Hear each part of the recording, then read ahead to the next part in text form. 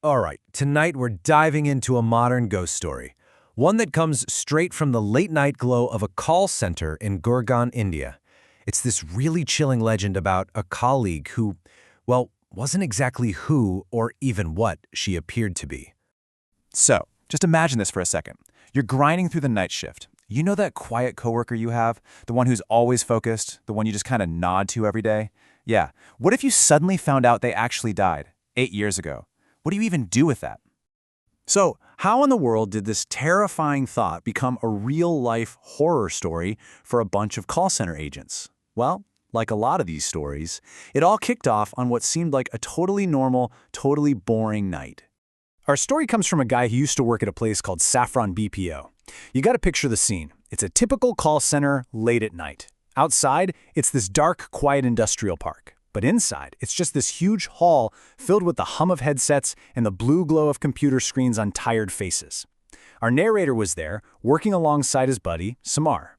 And right there, in the cubicle next to them, was Rose. Now, Rose was the office superstar, always on time, always hitting her targets. But she was also super private. You know, you might get a quick, polite smile, but that was it. Then she turned right back to her screen. A total mystery. Then one night, everything just changed. Rose gets a call, and it goes on for hours, way longer than normal. Her team leader gets a little worried, so he decides to listen in on the line to see what's up, and he hears nothing, just dead air. The second he patched in, Rose slammed the phone down, glared at everyone with this look of pure rage, grabbed her stuff, and just walked out. And she never, ever came back. Rose just vanishing like that was weird, for sure. But what happened next is what takes this whole thing from a strange little workplace mystery to something way more sinister. This is when the truth starts to unravel. So, after 3 days of total radio silence, the company had to do something. The team leader actually went to the address Rose had put down on her hiring paperwork. The people there were able to put him in touch with her parents. And oh man, the news they had to share, it sent an absolute shockwave through that entire office.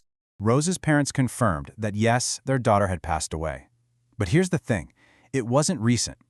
It was 8 years ago. That number just did not make sense to the team who had been sitting next to her working with her just a few nights before. So suddenly, this horrifying question is just hanging in the air of that quiet office.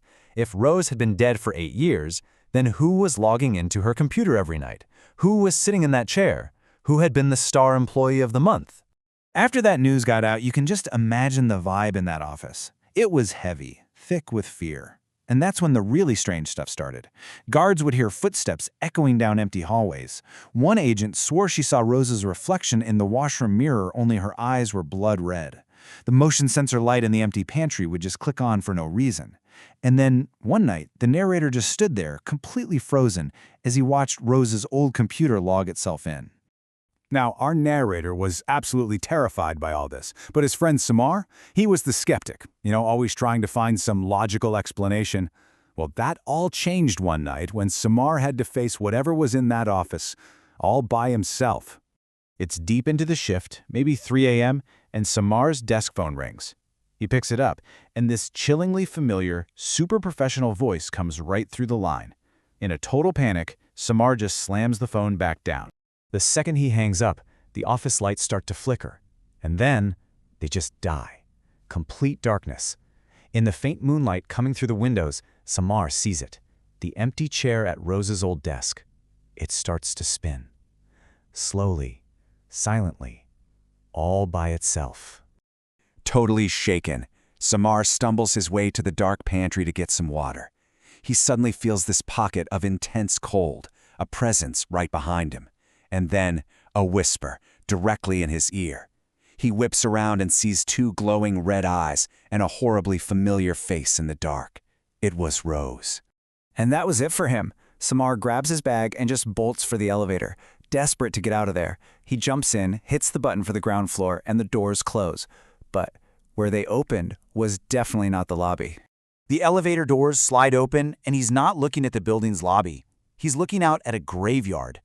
Lifeless figures are just standing there among the tombstones, staring at him with these dead, empty eyes. And walking slowly towards him, with this twisted smile on her face, was Rose. Samar literally passed out from the sheer terror of it all and was found by the morning shift crew. He and our narrator, they both quit on the spot. It wasn't until weeks later that they learned the final horrifying piece of the puzzle, the building's own dark secret. And suddenly it all just clicked into place.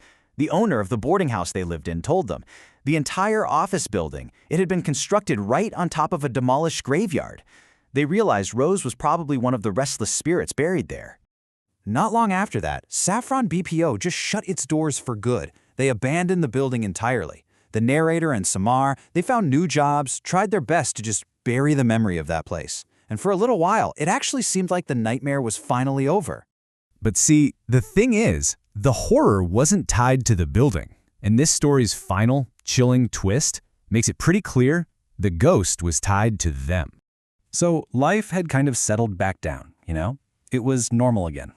Then one night, months later, Samar's cell phone rings. Unknown number. He ignores it. It rings again. Annoyed, he finally just picks it up. There's a crackle of static on the line, and then that same impossibly polite voice from the office echoes down the phone. It was her. And this wasn't some sick prank, because when Samar looked down at the caller ID, his blood just ran cold. The call was coming from the main landline of the abandoned Saffron BPO. An impossible call from an office that didn't even exist anymore. The legend says Samar still gets that call every single night at the exact same time, which leaves us with the final, terrifying question of this whole story. How do you escape a ghost that already has your number?